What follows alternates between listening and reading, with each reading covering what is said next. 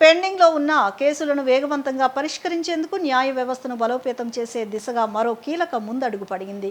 కొత్త కోర్టుల నిర్మాణం జరగడం శుభ పరిణామమని హైకోర్టు న్యాయమూర్తి జస్టిస్ మానవేంద్రనాథ్ రాయ్ తెలిపారు.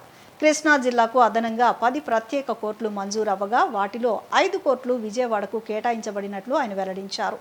ప్రజలకు త్వరితగతిన న్యాయం అందేలా అధికారులు సమన్వయంతో పనిచేయాలని సందర్భంగా పిలుపునిచ్చారు. విజయవాడ సివిల్ కోర్టు కాంప్లెక్స్లో నూతనంగా ఏర్పాటు చేసిన 5 ప్రత్యేక కోర్టులను ఘనంగా ప్రారంభించారు. ఈ కార్యక్రమానికి ముఖ్య అతిథిగా హైకోర్టు న్యాయమూర్తి జస్టిస్ మానవేంద్రనాథ్ రాయ్ హాజరయ్యారు. బెజవాడ బార్ అసోసియేషన్ సభ్యులతో కలిసి ఆయన కోర్టును ప్రారంభించారు.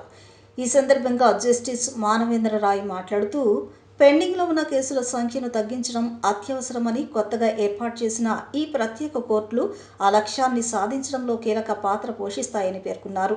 న్యాయ సేవలను మరింత సమర్థవంతంగా ప్రజలకు అందించేందుకు న్యాయవాదులు, న్యాయ సిబ్బంది సమన్వయంతో పనిచేయాలని సూచించారు. అదేవిధంగా న్యాయ వ్యవస్థపై ప్రజల నమ్మకాన్ని మరింత బలపరచడానికి వేగవంతమైన విచారణలు, పారదర్శక విధానాలు అవసరమని ఆయన అన్నారు.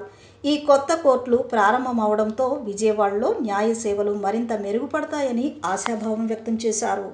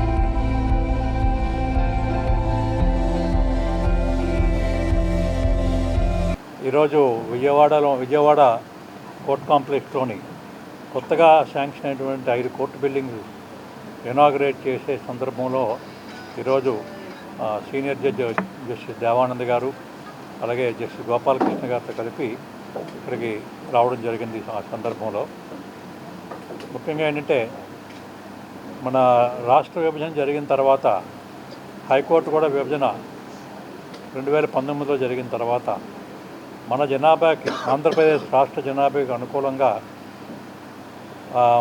ప్రస్తుతం పనిచేస్తున్న కోర్టులు సరిపోవట్లేదు.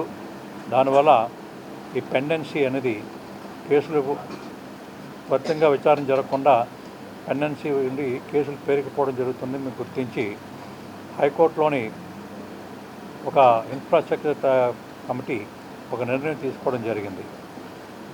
ప్రభుత్వం తాలూకా పాలసీ ప్రకారం, విధానం ప్రకారంగా అటు కేంద్ర ప్రభుత్వం అయితేనేమి, రాష్ట్ర ప్రభుత్వం అయితేనేమి, అలాగే జ్యుడిషియరీ తాలూకా విధానం ప్రకారంగా కూడా రాష్ట్ర జనాభాకి ఎంతమంది ఉన్నారో చూసుకొని దానికి అనుగుణంగా కోర్టులు కూడా ఉండవలసిన అవసరం ఉంది. కాబట్టి ప్రస్తుత జనాభాని దృష్టిలో పెట్టుకొని కోర్టులు కేసులు కూడా పెండెన్సీని కన్సిడరేషన్లో తీసుకొని దాదాపు ఎన్ని కోట్లు కావాలో ఒక అంచనా వేసి ఒక రిపోర్ట్ తయారు చేసి దాన్ని గవర్నమెంట్కి పంపించడం జరిగింది.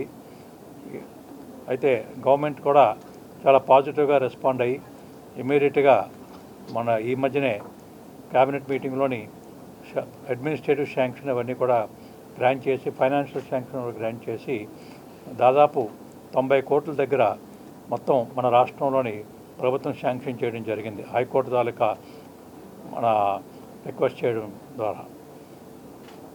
అలా ఆ ప్రక్రియలోని కృష్ణా జిల్లాకు సంబంధించి 10 కోట్లు కొత్త కోర్టులు ఇక్కడికి శాంక్షన్ చేయడం జరిగింది.